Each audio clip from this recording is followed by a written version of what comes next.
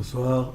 Merci à Maurice Corcos de m'avoir invité et à Catherine Chabert de son texte et sa présentation si profonde et si sensible et d'avoir accepté que j'introduise donc la discussion. Dans l'argument qu'elle nous propose pour son intervention d'aujourd'hui, Catherine Chabert évoque dès le départ ce moi mélancolique qui se confond ou se laisse emporter par son objet mort, en rendant bien difficile de se saisir de l'actif ou du passif, du criminel ou de la victime. Du travail acharné de Daniel Mendelssohn à la recherche des traces de vie de ces disparus, elle nous dit vouloir se limiter à prendre en compte deux problématiques qui ont retenu son attention par leur étroite et étonnante association. D'une part, l'intimité et la jalousie que Mendelssohn était sur l'histoire de Caïn et d'Abel, et d'autre part, la menace ou le danger du mélange et de la confusion que l'auteur illustre par l'histoire du déluge. Le titre que Catherine Chabert a choisi pour sa conférence, La haine de la différence, m'a évoqué celui de son livre de 2011, L'amour de la différence. Et je me suis dit que nous oscillons, en effet, entre la haine et l'amour de la différence. Dans cet ouvrage, parmi d'autres éléments essentiels, elle souligne l'importance de ne pas oublier que la voie plus récente en psychanalyse, qui nous a permis d'approfondir dans le champ de la différenciation entre moi et autre, entre sujet et objet, ne nous oblige pas à oublier pour autant les origines, à savoir les racines profondes de la pensée et de la méthode analytique qui s'appuient, elles, sur la chose sexuelle, c'est-à-dire sur la différence des sexes, et donc sur celui qu'elle désigne comme son porte-parole le plus connu, à savoir le complexe d'Oedipe. Comme elle le souligne dans l'introduction à cet ouvrage, et je la cite, « Il n'y a pas de répudiation, il n'y a pas d'abandon, mais une dialectique sans cesse présente et active, indispensable pour penser théoriquement la clinique et admettre une véritable approche métapsychologique. Nous connaissons les écueils d'une théorisation coupée de l'expérience analytique, le risque d'abstraction et de désincarnation qu'elle recèle, les butées narcissiques qui menacent une telle démarche. Mais nous savons quelle menace pèse sur la pratique isolée de toute pensée réflexive et les dérives éventuelles qui réduisent la méthode à une simple praxis. » Fin de la citation. Et c'est cette dialectique qui ne cherche pas à se résoudre, cette tension qui réunit sans prétendre pour autant à devenir synthèse, qui m'intéresse particulièrement dans son travail et dans son écriture. Dans la présentation que nous venons d'écouter, ces passages et ces transitions, ces allées et ces retours entre les citations de l'œuvre et les références théoriques, entre la clinique à laquelle nous permet d'accéder le texte littéraire et la théorisation, sont également très présents. Je souhaite dans ce qui suit fonder mon exposé sur trois démarches, bien que, en écoutant la présentation, j'ai décidé que je procéderai par partie et je ne parlerai dans un premier temps que de la première. Évoquer tout d'abord quelques éléments sur la question des disparus dans le livre de Daniel Mendelssohn, du cheminement personnel qu'il a suivi et de celui auquel il nous invite.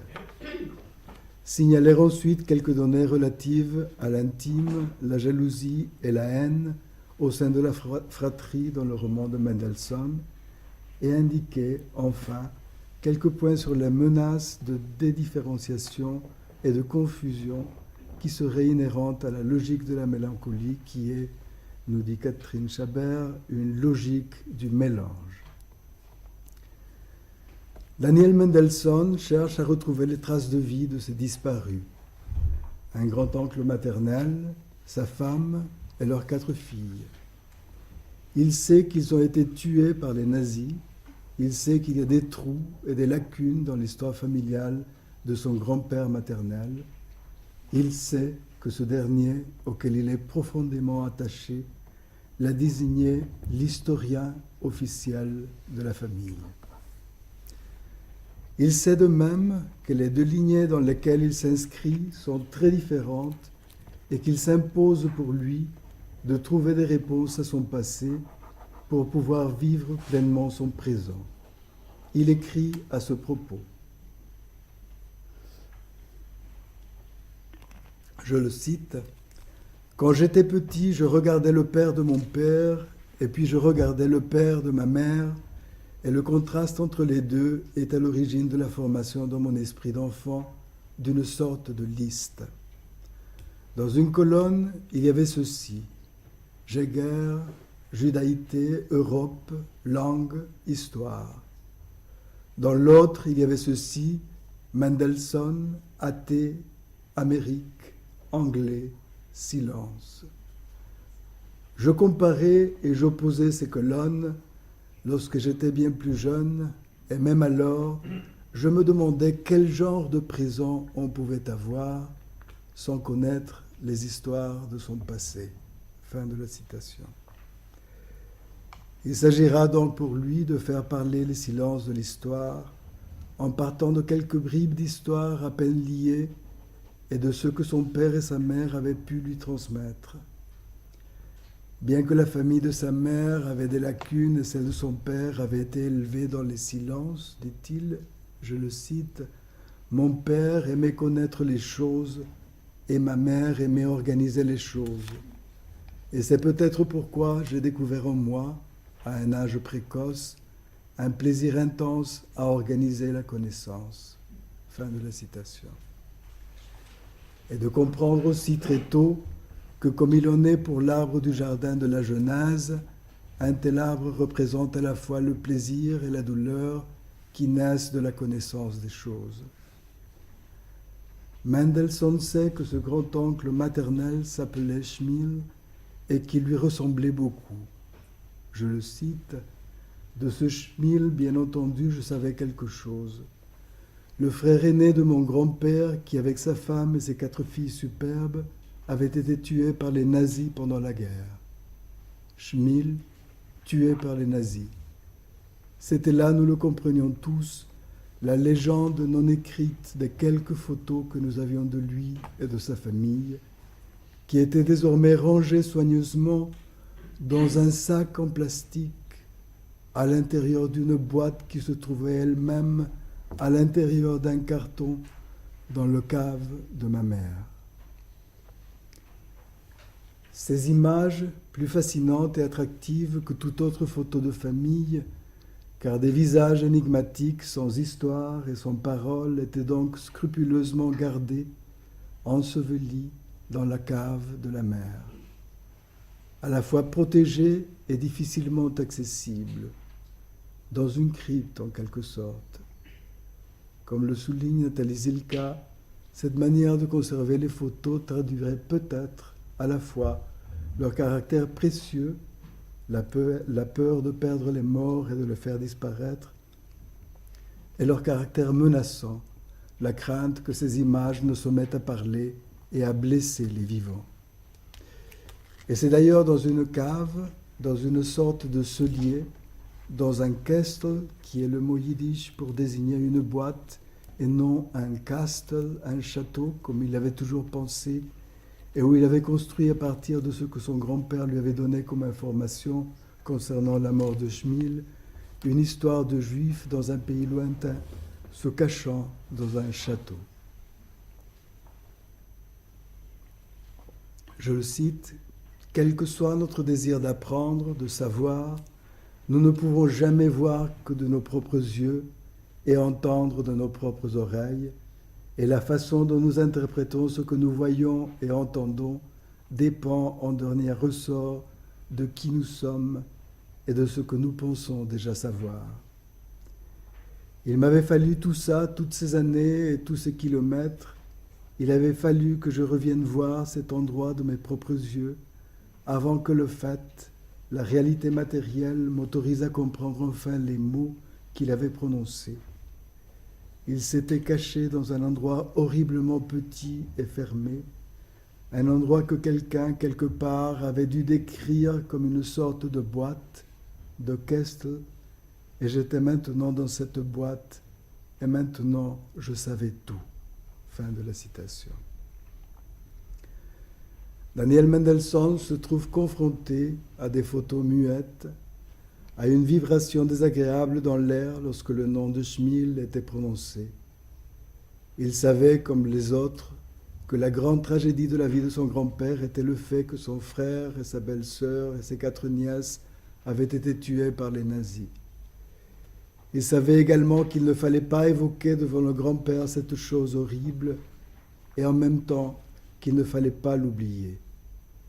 Ni l'évoquer, ni l'oublier. Il ne pourra d'ailleurs partir à la recherche de ces lacunes de son histoire qu'après sa bar mitzvah et surtout après le décès de son grand-père maternel qui se suicide par noyade. Ces images muettes manquent de mots. Mendelssohn essaiera d'en trouver et de les faire parler. Mais je crois important de souligner dans ce sens, et aussi dans celui du lien fraternel que Catherine Chabert a si justement abordé et sur lequel je reviendrai plus loin, que dans sa recherche, c'est son frère Matt, le photographe, qui deviendra son compagnon et son partenaire dans la quête de Schmil. Le même frère qui était né juste après lui, celui de la féroce compétition et de la relation jalouse, celui auquel, à 10 ans, il avait cassé le bras, à cause, dit-il, de la couleur de ses cheveux, du fait qu'on lui avait donné comme deuxième prénom Jäger, que Daniel croyait mériter plus, et surtout du fait qu'il était né trop vite après lui. À l'un donc les images et à l'autre les paroles. Mais ils y vont ensemble. Il y aura des images et des mots pour les dire. Mais d'autres images resteront muettes, sans traduction autre que de nouvelles images, car l'impossibilité de les dire demeure. Et il y aura des mots qu'il ne sera pas possible de lier à des images, car nous ne saurons pas comment trouver une forme appropriée pour présenter ce que de tels mots désignent. Une forme qui soit simplement supportable pour ce qui appartient à l'ordre de l'épouvantable, de l'atroce, de l'effroyable, du terrible. Il y aura toujours de l'indicible et de l'invisible dans la quête de nos disparus. Les voyages auxquels Daniel Mendelssohn nous invite font l'objet des presque 1000 pages qui conforment ce roman, dont le titre en anglais est « The Lost ».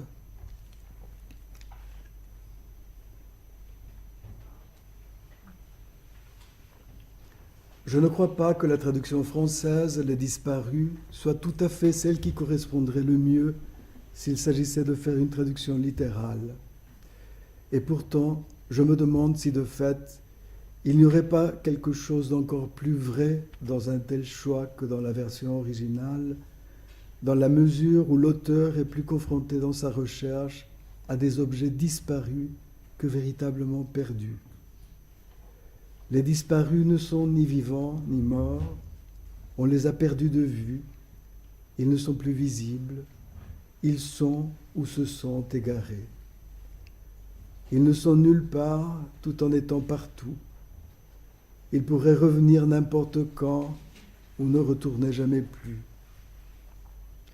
Il n'y a pas de sépulture, ni de tombe, ni un lieu susceptible d'être imaginé dans lequel ils pourraient vivre. Ce sont des fantômes errants, vagabonds. Et la possibilité même d'un retour potentiel bloque tout travail psychique qui pourrait nous conduire à assumer l'une ou l'autre parmi les deux options avec toutes ses conséquences. Avec les disparus, nous sommes confrontés en quelque sorte à une présence en négatif qui ne réussit pas à être assumée dans sa dimension de perte, ni à être vécue non plus comme définitivement absente. Comme Catherine Chabert le souligne dans sa présentation, les détails de plus en plus évocateurs foisonnent et on se prend chaque fois à croire que disparaître n'est pas mourir. Je voudrais lui poser à ce propos une première question, à savoir si une telle distinction entre objet disparu et objet perdu lui semble pertinente, voire féconde, dans la clinique du deuil et de l'impossibilité du deuil, qui n'est pas non plus tout à fait du côté de la mélancolie, bien qu'elle s'y approche. Avec l'image de ce refuge glacé et fait de silence, là où le temps semble s'être arrêté ou produire toujours du même, là où tout risque de demeurer comme au premier jour, et où le soi pourrait se sacrifier sur l'autel d'un objet disparu qui ne cesse de mourir et dont le deuil reste impossible, je me suis rappelé que Pierre Fédida écrivait quelque part que le deuil est la mise en mouvement du monde, et que par celle qu'il appelait l'œuvre de sépulture, il nous invitait au rêve, car rêver, a-t-il écrit, est sans doute la seule façon de penser à nos morts. Le rêve, ou peut-être aussi l'écriture, quand cette dernière se déduit du travail du rêve, dit Roland Gori. Mais, comme le note Daniel Mendelssohn à propos d'une conversation avec son frère Andrew, dans le vécu, l'Holocauste n'est pas quelque chose qui a simplement eu lieu, mais c'est un événement qui est toujours en cours. Et nous savons que dans le cas des disparus, de nos disparus, nous partons toujours, comme l'auteur du livre, juste de quelques traces de vie, d'une chronique consignée sur un parchemin qui porte les marques d'une écriture qui s'est effacée, comme dans la phrase en épigraphe de la deuxième partie, Caïn et Abel, ou frères et sœurs, que Catherine Chabert a évoqué dans sa présentation. Et il nous arrive alors parfois de faire des rêves blancs jusqu'à ce que le monde se mette à nouveau en mouvement. Pour conclure cette première partie, donc, et avec la question que j'ai posée, je voudrais remercier encore Catherine Chabert de sa lecture si sensible et si profonde, et la rejoindre dans l'importance centrale qu'elle a donnée aux constructions dans ce livre. Et c'est d'ailleurs lorsque l'auteur, confronté au manque de représentation, se voit dans l'obligation de construire ce qui a pu se passer, que nous éprouvons les émotions les plus grandes. Nous ne savons pas si les choses se sont réellement passées de la sorte, mais peu importe. Quelque chose d'informe a pu prendre forme. Tel est le cas, et nous avons coïncidé, me semble-t-il, dans cette émotion, parmi bien d'autres, de la mort de Ruchel. Une image surgit et se dérobe, elle risque de s'évanouir si le présent ne se reconnaît pas comme étant visé par elle. Si au présent personne ne parvient à s'emparer du souvenir et à le situer là où il doit trouver sa place. En 1940, alors qu'il fuit le nazisme et peu avant de se donner la mort, Walter Benjamin écrit « L'image vraie du passé en un éclair. On ne peut retenir le passé que dans une image qui surgit et s'évanouit pour toujours à l'instant même où elle s'offre à la connaissance. C'est une image irrécupérable du passé qui risque de s'évanouir avec chaque présent qui ne s'est pas reconnu visé par elle. Faire œuvre d'historien ne signifie pas savoir comment les choses se sont réellement passées. Cela signifie s'emparer d'un souvenir tel qu'il surgit à l'instant du danger. Je vous remercie.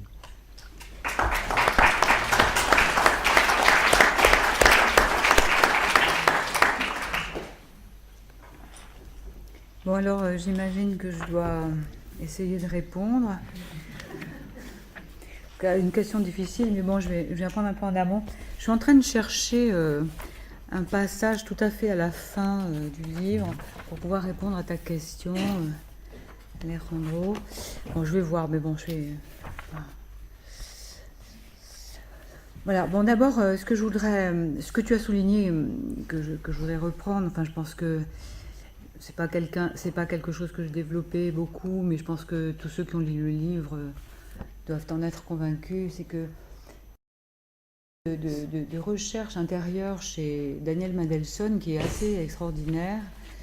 Et c'est vrai, moi, je crois qu'il ne faut pas tomber dans le piège de l'analogie excessive, de dire c'est comme une analyse. Alors, c'est vrai que ça y ressemble par des tas d'aspects, ne serait-ce que par le fait qu'il revient très régulièrement aux mêmes événements et que chaque fois il y a des éléments supplémentaires qui arrivent et ainsi de suite. Bon, avec quand même la question qui se pose de toute façon pour la littérature et qui est assez passionnante, c'est-à-dire qu'il y a quand même une très grande différence, c'est l'objet du transfert. Et voilà, on est tous les, comment dire, ceux auxquels il s'adresse, quoi. On n'a pas l'impression que, on peut pas dire qu'il a écrit ce qu'il a écrit pour son grand-père ou pour sa mère ou pour son frère. Je pense qu'il l'a écrit pour lui et pour nous tous. Il y a quelque chose comme ça à la fois, c'est ce que je disais tout à fait au début de mon exposé, à propos de la difficulté à laquelle j'ai été confrontée, c'est-à-dire qu'on est pris effectivement par une forme d'intimité extrême, et en même temps, il y a beaucoup de choses qu'on peut partager avec lui. Alors,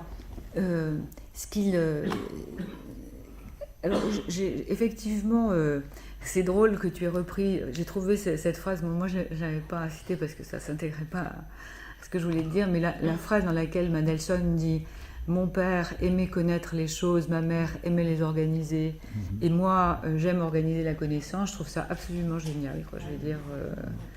Alors il a comme ça hein, des moments enfin, très nombreux dans lesquels il est pris comme ça par des espèces d'intuitions sur le fonctionnement psychique quand même, parce que c'est ça qu'il nous montre en permanence. Alors, je reprends sa démarche d'historien à propos de ta question, à propos des détails, je vais y revenir, hein, de son usage des détails, et ta question sur objet disparu et objet perdu. Alors, moi, je ne peux pas y répondre, je peux seulement mettre en marche un certain nombre de pensées, parce que je trouve que c'est effectivement une question tout à fait pertinente. C'est quoi la différence entre les objets disparus et les objets perdus? Alors, comme toi, j'ai été saisie par la traduction française, et j'ai demandé à une angliciste de me demander, et elle m'a dit que les disparus, ça pouvait être effectivement une des traductions de The Lost. Hein, où au fond, peut-être que le français est presque plus subtil,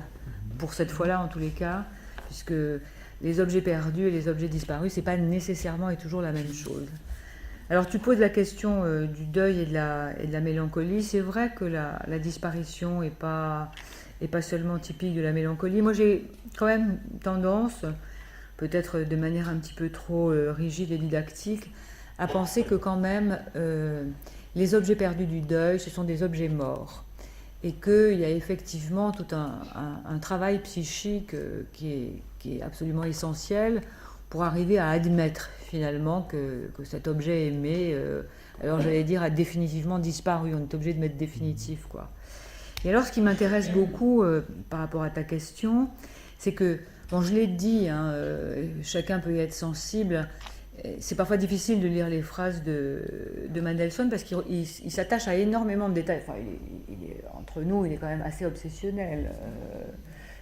Il se dégage formidablement bien, mais il est quand même assez obsessionnel. Il y a cette espèce de goût du détail comme ça, mais qui est utilisé de façon absolument extraordinaire au niveau de l'écriture, quoi. Et alors, je pense à ce qu'écrit Freud à propos du travail du deuil, et à quoi moi je reste quand même extrêmement sensible, à savoir qu'il y a un désinvestissement progressif de l'objet perdu, et que ce désinvestissement se fait justement par décollement en quelque sorte de tous les investissements libidinaux, détail par détail, dit Freud. Détail par détail, on arrivera finalement à désinvestir, en tous les cas partiellement, cet objet perdu. Et alors, ce qui est assez intéressant, c'est que à la fin de son livre, Mendelssohn, il parle justement des détails, de son goût pour les détails. Et il arrive quand même à ce constat, ou à cette prise de conscience qui est possible parce qu'il a fait tout ce qu'il a fait précédemment, à savoir qu'il dit que finalement les détails sont spécifiques. Et comme les détails sont spécifiques, ils appartiennent à l'autre. Et qu'on ne peut pas se mettre à sa place.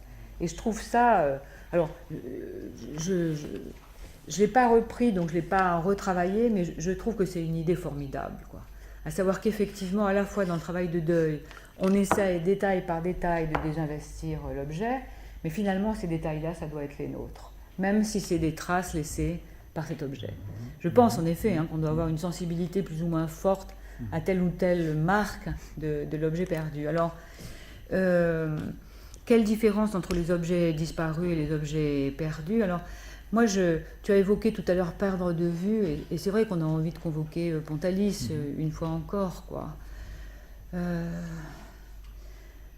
Peut-être que perdre de vue, ça veut dire d'abord voir disparaître un objet, et que c'est seulement plus tard, après, qu'on peut considérer que ces objets disparus sont perdus. Mais bon, je ne suis pas sûre du tout de ce que j'avance. En tous les cas, ce qui me semble, par rapport à ta question à propos de deuil et mélancolie, je ne crois pas que les objets disparus soient, comment dire, spécifiques de la mélancolie et les objets perdus du deuil. Je crois que dans la mélancolie, les choses sont beaucoup plus mélangées et qu'il y a plutôt quelque chose de l'ordre, on ne sait pas qui est perdu, si c'est moi, si c'est l'autre, si c'est les deux ensemble. Et de toute façon, détruit, ce qui n'est pas tout à fait... Enfin, je trouve que la question de la destruction... je me suis bien gardée de m'engager dans des discussions sur les théories pulsionnelles, sur les pulsions de mort et tout ça. Mais enfin, quand même, on pourrait aller aussi de ce côté-là. Alors, quand tu as repris cette belle citation, cette belle phrase de Fédida, le deuil et la mise en mouvement du monde, et je crois que là, Fédida qui a quand même beaucoup travaillé sur la mélancolie, beaucoup, et sur la glaciation.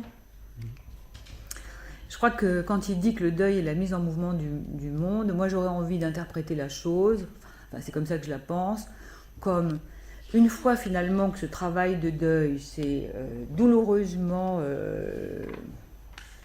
poursuivi et arrive, si tant est que ça puisse être possible, à sa fin, à son terme, alors, dit Freud, l'énergie pulsionnelle qui a été libérée devient disponible pour de nouveaux objets.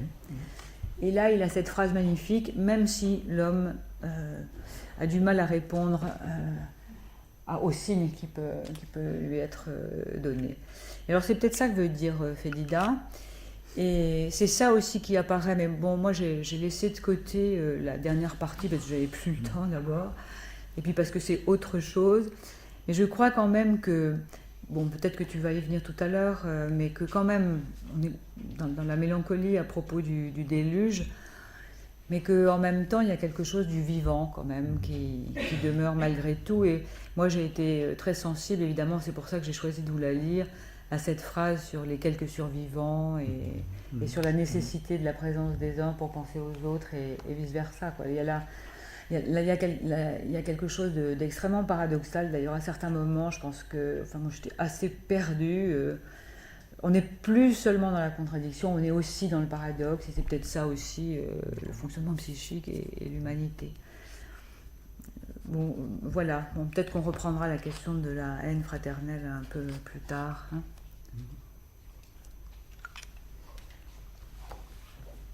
Oui, tu veux parler des constructions, mais ça j'y reviendrai, c'est assez passionnant, les constructions avec l'histoire. Ouais. Bon, tu médites ta deuxième question? D'accord. Alors on va laisser Alejandro, qu'on remercie bien sûr, Catherine aussi, merci beaucoup, méditer sur ces questionnements, et on va évidemment, comme c'est loisible de le faire, et nous avons la chance de pouvoir le faire ici, nous avons du temps, nous allons donc passer la parole à la salle, qui a elle aussi des questions, qui est venue pas simplement complimenter les orateurs, mais peut-être les questionner, surtout qu'ils ont la salle, chacun d'entre vous a lu ce livre, et chacun a son Mendelssohn, chacun s'est disparu, si je puis me permettre, chacun a sa façon de les penser, de les commémorer. N'hésitez pas, profitez de la présence de Catherine Chabert, évidemment, d'Alejandro. Est-ce qu'il y a des questions sur le livre? Monsieur, merci. J'ai un souvenir lointain du livre. J'ai un souvenir lointain du livre, mais j'ai quand même quelque chose qui subsiste de cette lecture et qui fait résonance à ce que vous disiez tout à l'heure.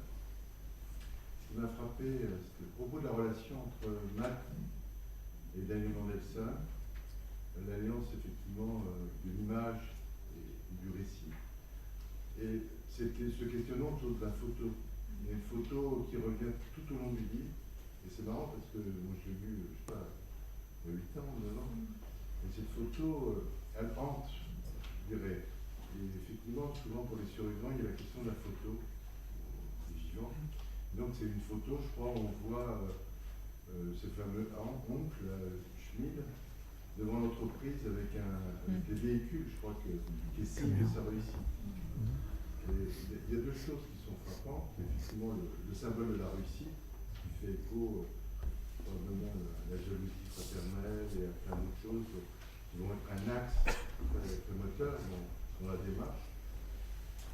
Et l'autre chose, effectivement, cette question du cadre, enfin au cadre de l'entreprise, il y a l'Ukraine et qui vont probablement donner envie, enfin son point de départ de cette quête. Parce que, effectivement, pour ceux, il y a quelques livres, il n'y en a pas beaucoup, et c'est probablement des meilleurs où il y a ce désir de retourner. Il y a souvent la photo qui est l'enjeu, enfin qui est le point de départ. Et l'autre chose, c'est l'écriture de thriller. Enfin, l'autre chose qui me reste, parce qu'on parle beaucoup de deuil, de mélancolie. Mais moi, je n'ai pas lu ce livre comme un livre de deuil, de travail de deuil. J'ai lu ce livre comme un thriller à Sydney, Tel Aviv, Amsterdam, avec chaque fois aussi des aspects contextuels tout à fait extraordinaires. Je ne sais pas, il y a des repas. On est dans l'ici et maintenant et dans le passé. Et dans l'ici et maintenant, il y a des moments extrêmement agréables, extrêmement libres. Merci.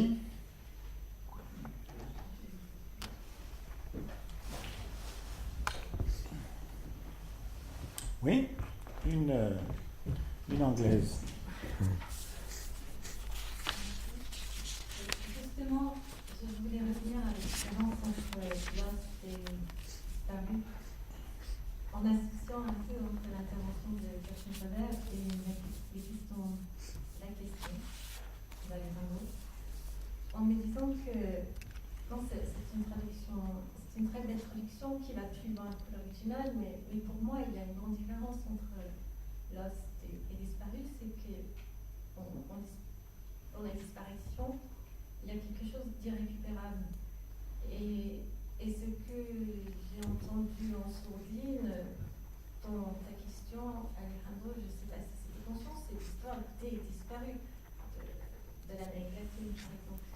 Et j'ai lu plusieurs articles récemment dans le journal international de psychanalyse sur les processus de deuil, justement, des familles disparues, et comment le deuil est très compliqué par une histoire de séduction, c'est-à-dire que l'objet disparu exerce toujours cette séduction dont parlait Catherine Chabert, dans cette confusion justement entre l'amour et l'horreur. Et le pouvoir de séduction vient justement du fait que cette absence-présence obsédante et ce passé présent dont il est difficile de tracer justement, ça dépasse la compréhension. Donc notre association, c'était à la distinction que fait Winnicott entre un objet perdu, ça ne dépasse pas la compréhension de l'enfant. Il y a un moment donné, l'absence, il y a un seuil où l'absence dépasse la compréhension. Lorsque la mère est absente trop longtemps, et il me semble qu'il y a là ce flottement entre perdu et reconnu comme perdu, et disparu, et cette angoisse blanche qui est toujours captée entre passé et présent, et qui exerce une séduction. Voilà.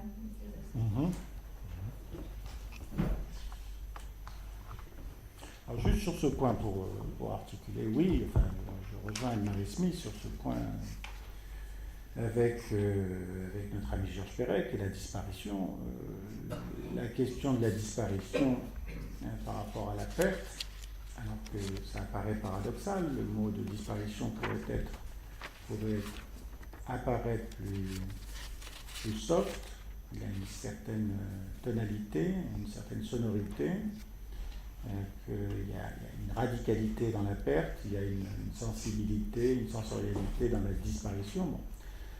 Ceux qui ont des disparus n'ont pas de lieu de sépulture pour commémorer le mort. Ils sont dans l'attente éternelle, infinie, de la possibilité du retour, d'une possibilité à la fois attendue et aussi crainte, évidemment.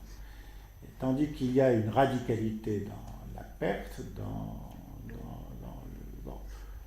pour aller vite, la perte, ça génère le manque. La disparition, ça sécrète l'absence. Et s'il n'y a pas de lieu de sépulture où se recueillir, le seul lieu de sépulture qui advient, c'est évidemment un lieu interne, c'est-à-dire un mouvement endocryptique. Alors, c'est pas aussi radical, je schématise un peu les deux points, mais la disparition est une dolorosité, une sororité infinie, éternelle et éphémère, une substance sensible, difficilement capturable, et c'est normal qu'elle se réfugie alors dans le linceul que le rêve constitue, selon les mots de Félida, là où siègent les morts. Oui, une question.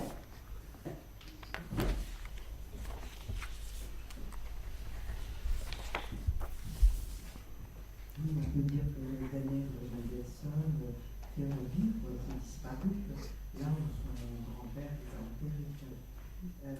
Alors, ça m'a fait penser à une de mes patientes polonaises, juive polonaise, qui est venue me voir parce qu'elle avait une culpabilité effroyable d'être la seule survivante de sa famille. Et donc, elle s'était mariée avec un juif polonais, elle avait eu un fils, elle était incapable d'être heureuse. Et donc, elle racontait qu'elle s'était échappée elle était à camp de concentration, elle avait été avec sa mère et ses sœurs, et donc sa mère et ses sœurs avaient toutes disparu. Et donc, je l'entends aujourd'hui autrement, à la lumière de ce que vous avez raconté, le problème de la rivalité qui pouvait exister avec sa mère.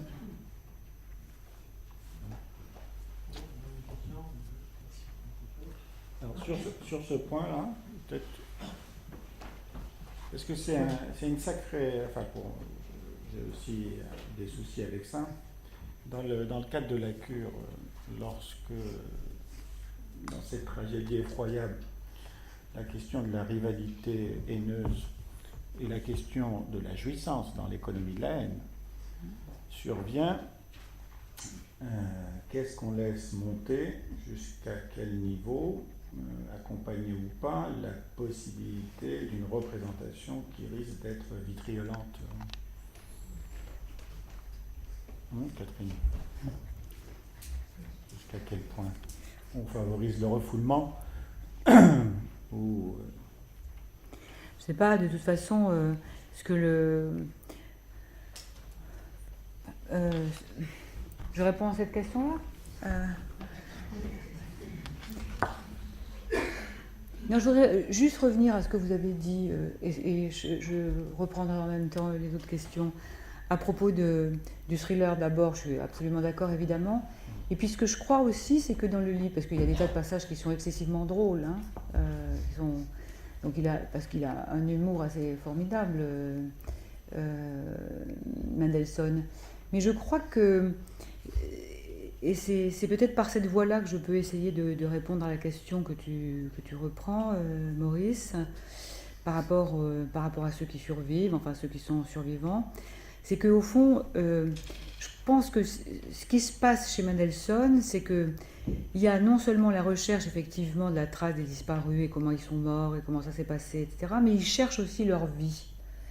Et je pense aussi que... alors je ne sais pas comment on peut fonctionner avec des histoires singulières. Je veux dire, pourquoi, à certains moments, parce que avec certains patients, on peut trouver une culpabilité quasiment mélancolique. Et on ne la traitera pas de la même façon, cette culpabilité mélancolique, qu'une culpabilité qui est davantage ancrée justement sur quelque chose de plus conflictuel, qui est susceptible d'être tolérable. Mais moi, je pense quand même qu'il devrait y avoir... C'est pour ça que j'étais un peu... Enfin, merci pour les questions. J'étais un peu dans une impasse avec cette histoire de jalousie. Parce qu'en même temps, la jalousie, c'est ce qui fait sortir de la mélancolie. C'est-à-dire qu'on se défait d'un système extrêmement intérieur, où il y a une auto-accusation permanente, où on est coupable de tout ce qui se passe dans le monde, de tout ce qui s'est passé avant, ce qui se passe maintenant et plus tard.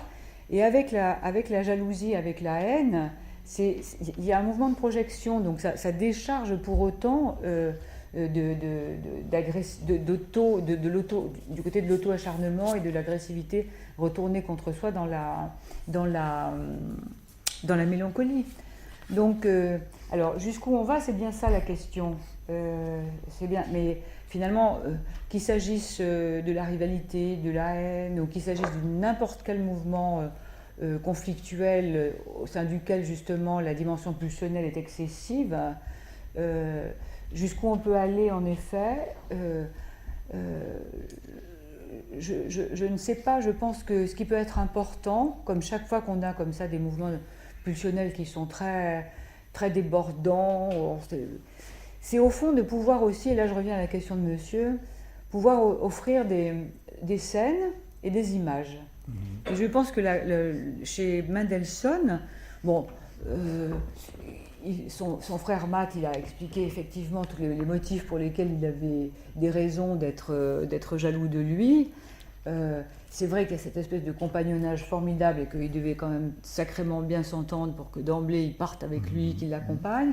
Mais peut-être que mais ça c'est vraiment une interprétation, donc elle n'engage que moi et bon, j'ai toujours des réserves par rapport à ce genre de choses, mais je me dis que au fond, enfin, ce que tu disais Alejandro est très juste, c'est-à-dire Matt prend les photos. Alors, je ne sais pas vous, moi j'ai été pris d'une attraction absolument incroyable. Les photos, je les regardais, je les re-regardais, je les scrutais, j'essayais. Bon. Donc voilà, Matt il a les images, il a les représentations. Et peut-être que ce après quoi court sans cesse Mendelssohn, c'est justement d'avoir des images, des représentations, et chez lui, elles sont tout le temps mobiles. C'est-à-dire, comme il est pris par des hésitations, par des doutes, il passe tout le temps d'une représentation à une autre. Alors c'est à la fois son génie et son talent, mais en même temps c'est extrêmement tourmentant. Tandis qu'avec ces photos, elles sont merveilleuses, hein, les photos.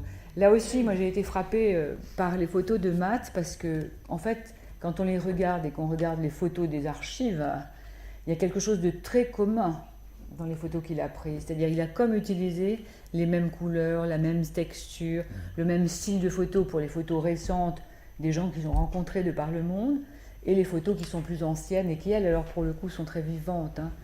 Les photos, alors la photo effectivement en Pologne de l'oncle, de sa famille, des sœurs, des mariés, enfin... Voilà, alors, un dernier mot par rapport à cette question de la rivalité haineuse. Bon, effectivement, la question c'est de savoir comment ça passe dans le transfert. Et si on peut le supporter. C'est-à-dire si on peut supporter d'être l'objet d'une si grande rivalité avec une connotation de destruction considérable. Parce que, bon, c'est vrai que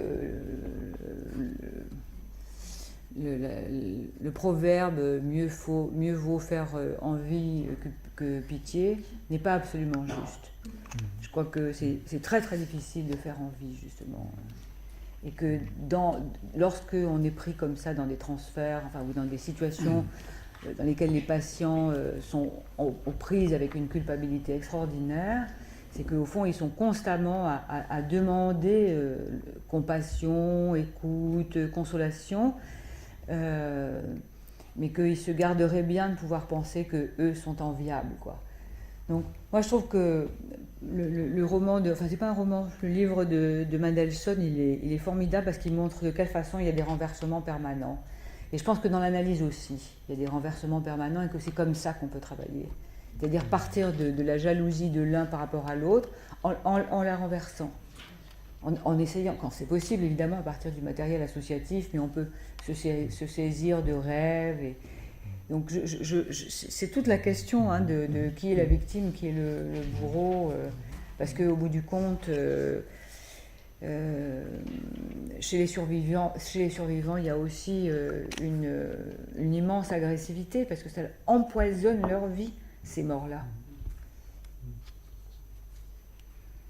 Et on sait, enfin bon, je crois que ce qui a été souligné tout à l'heure est très juste, c'est que chez Mendelssohn, il y a de la douleur, il a une espèce de... De toute façon, il isole assez bien à certains moments ses affects, mais il y a aussi une joie de vivre, une jouissance de vivre extraordinaire, hein, jusque dans la douleur qu'il éprouve.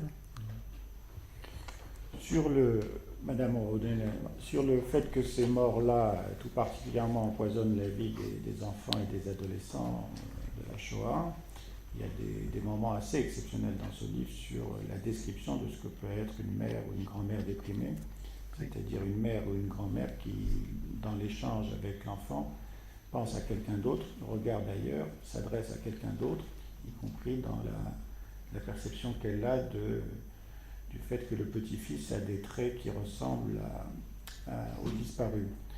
Cette mère prise par un autre objet que celui qui la sollicite fait que cet enfant a un rival indépassable contre lequel il n'a aucune chance de gagner avec un mort pareil.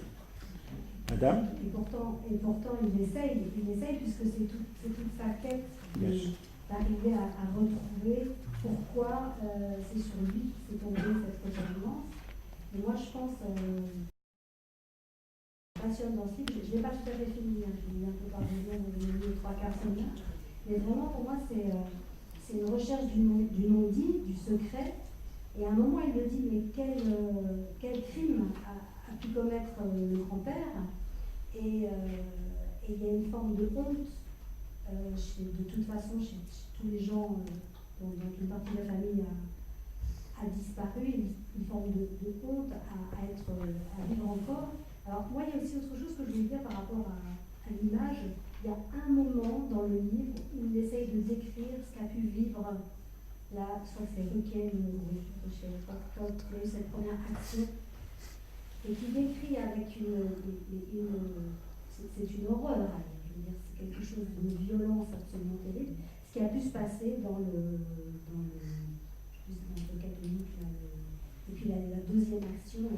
Et là, on a l'impression que ça dure longtemps, comme s'il allait essayer de creuser pour essayer de vivre, pour s'en dégager ensuite, probablement, ce qu'ont vécu ces ancêtres. Merci. Oui, madame. Si je peux revenir à Proust, dont vous êtes partie, moi je n'ai pas du tout senti la trahison dans Mendelssohn, mais en revanche de multiples résonances proustiennes, et vous m'avez apporté en fait des lumières sur Proust. Moi j'aimerais avoir votre avis là-dessus. Certes, Proust n'a pas cassé le bras de son frère, mais il l'a fait disparaître de son œuvre, ce qui est peut-être une vengeance encore plus terrible. Et vous avez aussi parlé de jalousie, et comme le frère a disparu et qu'il n'y a pas de frère, de représentation de paternité ni de sororité dans l'œuvre, est-ce que la jalousie, qui est le pilier de la représentation de l'amour chez Proust, une jalousie destructrice, mais en même temps qui est le cycle de l'amour, mais ça disparaît, on n'aime plus, est-ce que cette jalousie dont il a fait la définition de l'amour pourrait être une espèce de transfert, mais sans signification psychanalytique de ma part, de cette jalousie entre frères et sœurs. Entre frères, il n'a pas pu décrire cette jalousie entre frères alors qu'il l'a vécue. Est-ce qu'il aurait pu la transposer sur cette relation amoureuse? Tout à fait. De toute façon, bon, là, moi, j'ai repris l'articulation de Mendelssohn. Hein, je veux dire, le moteur de sa recherche, c'est aussi ça. Enfin, la question de la rivalité entre les peuples, et la rivalité du côté du grand-père et sa propre rivalité avec son frère. C'est pour ça qu'il y a des emboîtements comme ça. Mais de toute façon, la jalousie, elle ne nécessite pas la présence de frères et de sœurs pour exister. elle est d'emblée présente par rapport à tout. Je veux dire, tout ce qui peut occuper la mère, et le père en particulier, est un objet de jalousie. Donc je pense en effet qu'à partir du moment où on est confronté à la nécessité de se départir d'être l'unique objet de l'amour de l'autre, eh bien, la jalousie peut surgir. Mais c'est aussi une façon de se séparer qui est importante. Enfin, moi, ce qui m'a frappé à l'époque, parce que je n'avais pas du tout travaillé là-dessus dans le livre de Mendelssohn, c'est que tout à coup, en plus avec toutes les références bibliques, je me suis rendu compte, j'ai eu le sentiment, une espèce de révélation, qu'au fond, on peut avoir des conceptions du monde dans lesquelles la jalousie occupe une place absolument importante. Et je me suis dit que le mythe d'Abel, enfin le récit biblique, pardon, d'Abel et de Caïn était au moins aussi importante que celui d'Adam et Ève. Et il y a une très jolie phrase dans ce livre, parce que je ne sais pas ce que vous en pensez, mais moi je suis d'accord avec, c'est que Daniel Mendelssohn n'a jamais réussi tout à fait à savoir qui de Caïn et Abel était le bourreau ou la victime, le gentil ou le méchant. Et c'est pas facile. C'est terriblement difficile pour des raisons probablement endopsychiques. Sur Proust, je vous rappelle que le narrateur Marcel n'est pas Proust. Alors est-ce que Daniel Mendelssohn, qui va de son jeu, même si les lettres sont dans une injonction de 10 commandements, puisque les lettres commencent par tu, donc elles l'obligent, est-ce que Daniel Mendelssohn, qui est le narrateur, est-ce que c'est une autobiographie? La question est centrale. Je pense qu'il fait comme dans la recherche, il fait cette chose perverse, au sens large du terme, une certaine perversité, qui est de dire je ne suis pas celui dont je parle, mais je vous fais de sacrés clins d'œil, en particulier sur la relation à mon frère, sur le bras cassé, sur l'homosexualité, sur. Mais c'est dans l'entre-deux, dans ce royaume intermédiaire, que la créativité se déploie. Mais le narrateur n'est pas le... Mais je vois un monsieur qui va dans le même sens, ou dans le sens contraire, qu'importe. De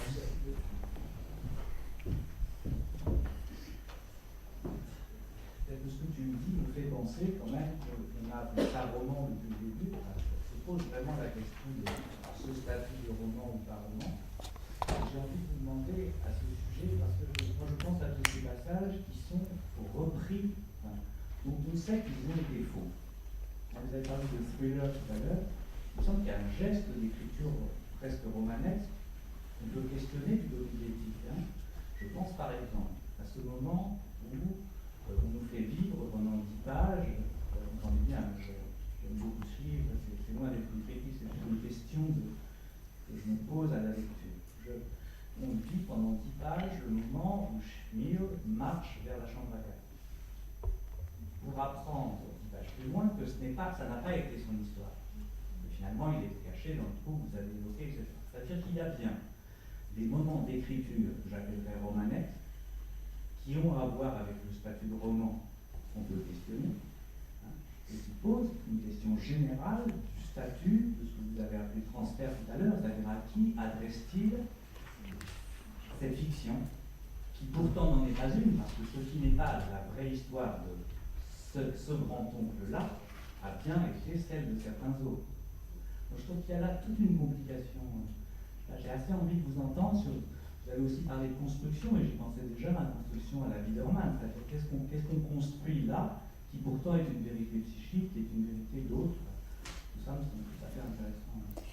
Vous soulevez une question très passionnante, parce que c'est vrai que, comme ça, de façon assez spontanée, de temps en temps, on est porté à dire le roman, et puis moi je corrige tout de suite, c'est pas un roman. Et en même temps, je crois que s'il n'y avait pas cette écriture, cette dramaturgie, finalement, cette dramatisation peut-être, plus encore, ça pourrait être d'un ennui absolu. Je pense qu'il y a cette façon, effectivement, avec c'est vrai que c'est construit comme une enquête, à certains moments il y a des informations, et puis certaines se révèlent confirmées, aggravées considérablement dans la suite, et puis d'autres, au contraire, on passe d'une version à une autre version. Alors ça fait penser à l'analyse aussi, hein. On sait bien quand même que l'histoire écrite au début d'une analyse va être réécrite assez régulièrement. Ça, c'est très passionnant de voir les mouvements comme ça autour de contenus communs, d'événements qui sont les mêmes et qui sont complètement réécrits, enfin, d'une autre manière. Alors moi, je pense vraiment que c'est écrit comme un roman, comme une fiction. Et à certains moments, par exemple, quand il parle de la coïncidence à propos du nom du mari de sa sœur, il dit que s'il était en train d'écrire une fiction, peut-être qu'il aurait pu poétiquement l'inventer, mais la réalité dépasse la fiction, sauf que je pense que s'il n'y avait pas cette dimension de potentielle fiction, ce serait insupportable.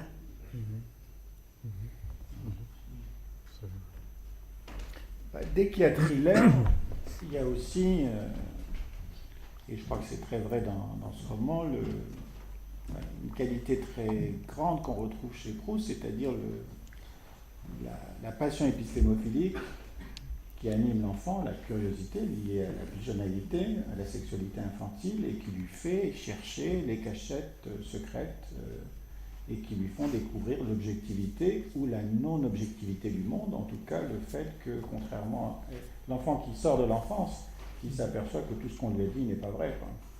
Donc le thriller, c'est aussi l'enfance, c'est le jeu de piste, quoi.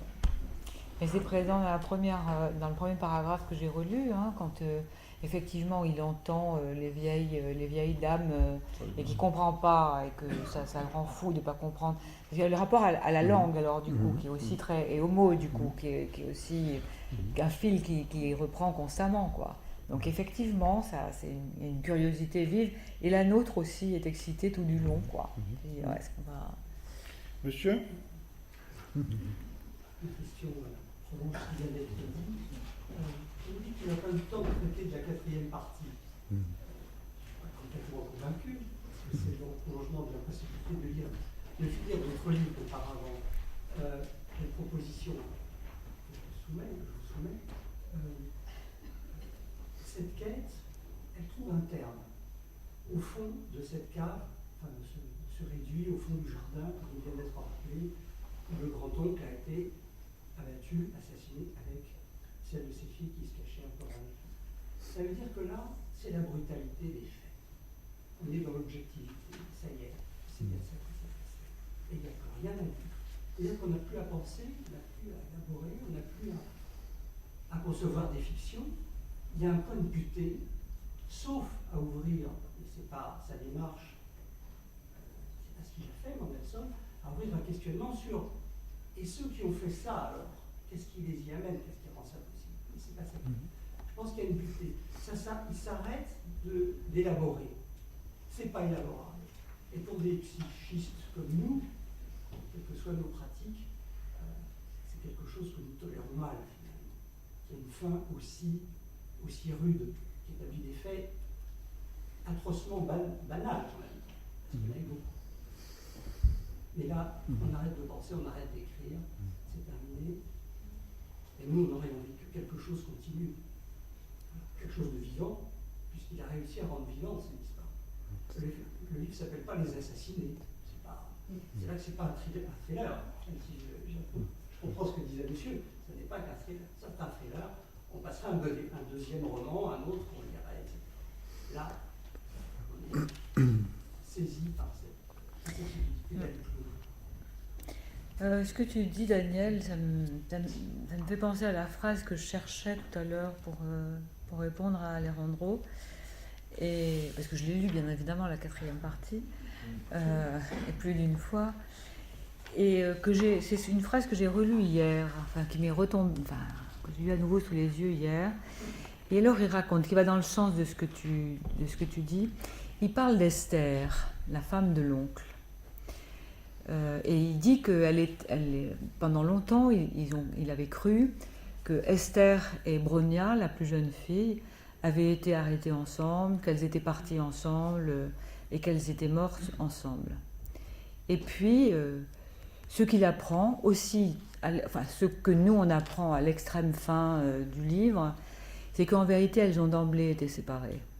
Et là, il a une phrase terrible, peut-être pas pour rien que je ne l'ai pas retrouvée, où il dit que Parce que lui, il avait pensé que peut-être la mère et la fille auraient pu, en étant ensemble, maintenir quelque chose de vivant, elles auraient pu, un peu, pas cette horreur absolue. Et finalement, même ça, elles n'ont pas pu le vivre. Et la phrase à propos d'Esther, c'est une phrase dans laquelle Mendelssohn dit, elle avait compris que de toute façon, elle serait dans cette expérience irrémédiablement seule et seulement seule. Et alors là, bon, effectivement, c'est le narrateur aussi qui parle, hein, parce que c'est lui qui prête ses éprouvés à Esther. Et ce qui pourrait aller, je ne sais pas, dans le sens de ce que tu dis, c'est qu'au fond, une fois qu'il arrive au bout, une fois qu'effectivement, il n'y a plus d'espoir, c'est comme ça que ça s'est passé, pas autrement, il n'y a plus rien à faire, il n'y a plus rien à inventer, alors il est tout seul, lui aussi. Il est tout seul et il est tellement seul qu'effectivement, il ne peut plus inventer. Alors moi, j'irai plus loin, hein, je ne sais pas qu'est-ce qu'il a écrit après.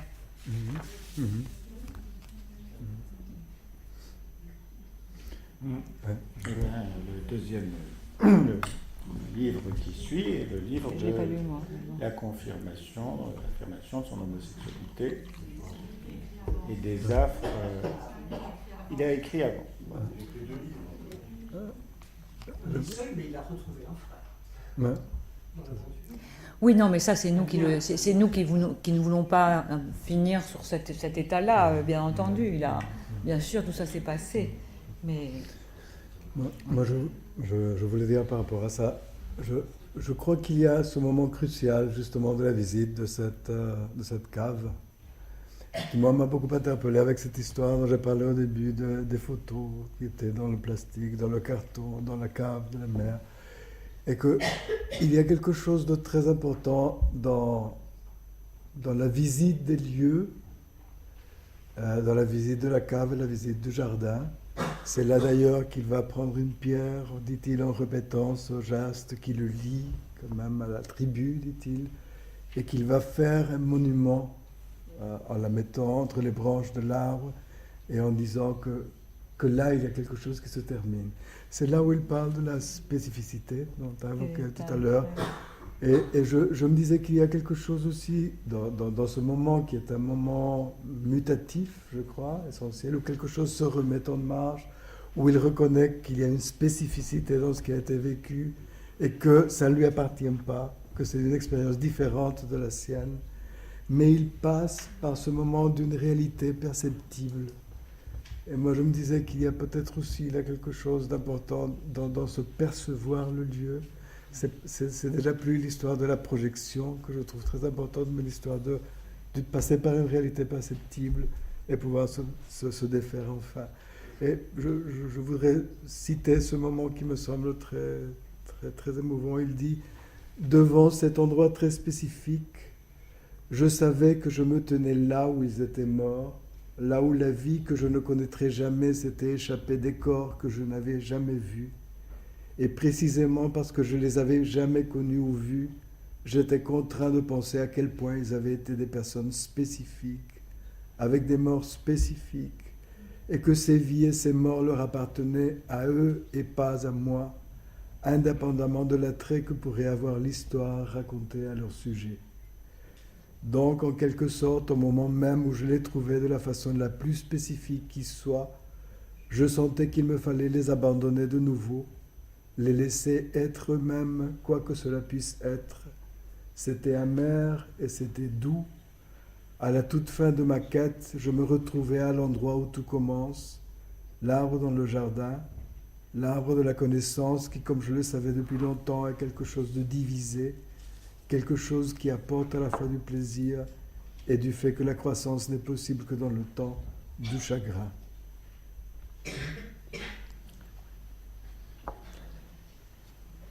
Il est presque... Ah, une dernière question.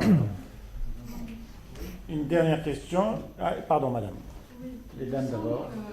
Après ça, je crois me souvenir parce que c'est vrai que je l'ai pas fait récemment, il y a un petit passage où on parle de sa mère qui lui dit ne te retourne pas, faisant allusion à la femme de l'autre, mais va de l'avant.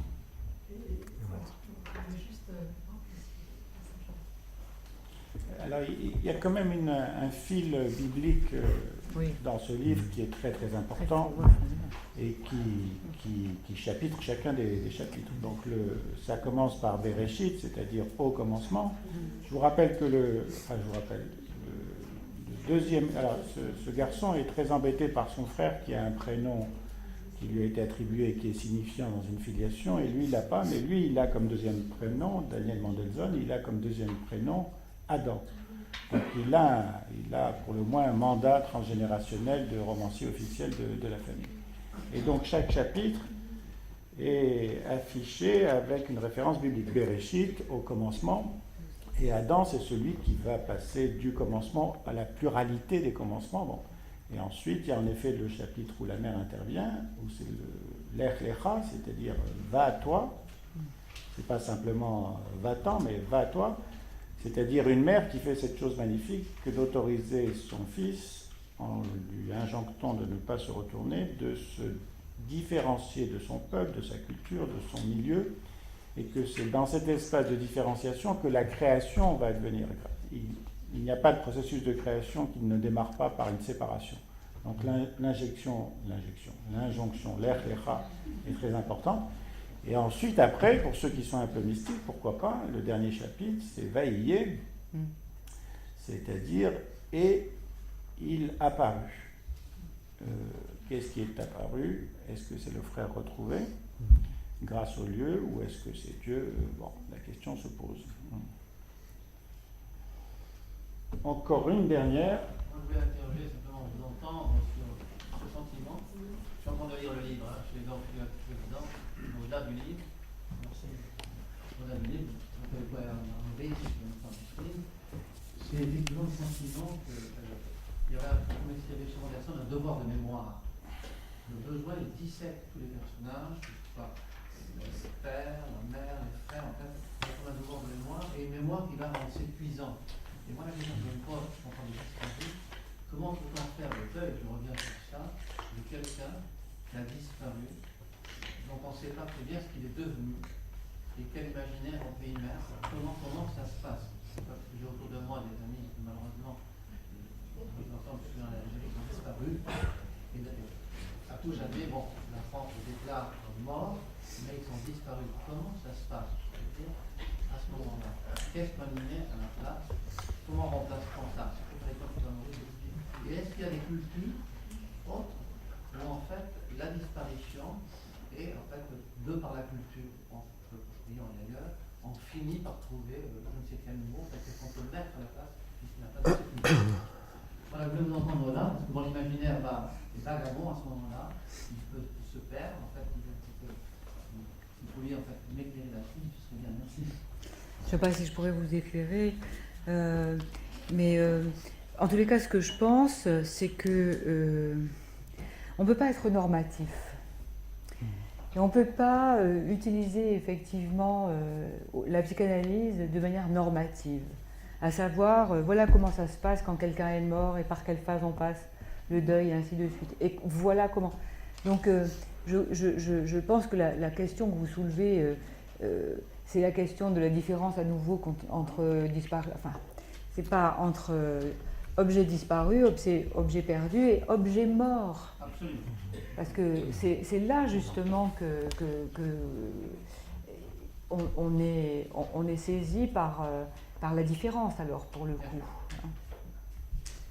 C'est la réalité de la mort aussi qui est très difficile à inscrire quand il n'y a pas de traces, sauf la durée de la non-réapparition des disparus. Il faut faire écho à ce que vous dites là. Actuellement, vous savez comment, si vous n'avez pas vu, Maurice peut-être plus courant aussi, la presse espagnole a demandé à ce qu'on fasse des recherches pour retrouver Garcia Lorca, vous savez qu'il a disparu, oui. Qu'on a tué, et dont on l'a mis quelque part, et puis pendant des années, ça a été, il était porté disparu. Actuellement, il y a des fouilles qui se font par le de Grenade, hélas, pour rechercher ce corps afin qu'on puisse en effet avoir une sépulture et dire en effet c'est bien lui, ainsi de suite. C'est-à-dire que même 50 ans après, des années après, je pense que. Donc, on va chercher encore pour avoir ce besoin, effectivement, d'avoir une. D'en finir. Absolument. De mettre un terme au deuil, d'en finir. Une des réponses, je ne sais pas si tu es d'accord, à cette impossibilité de mettre un terme à un deuil qui n'en finit pas, c'est d'écrire. Donc, je vous invite à écrire et à être lecteur de vous-même, évidemment, une fois que vous aurez fini d'écrire. Et merci à Catherine, merci à Alejandro.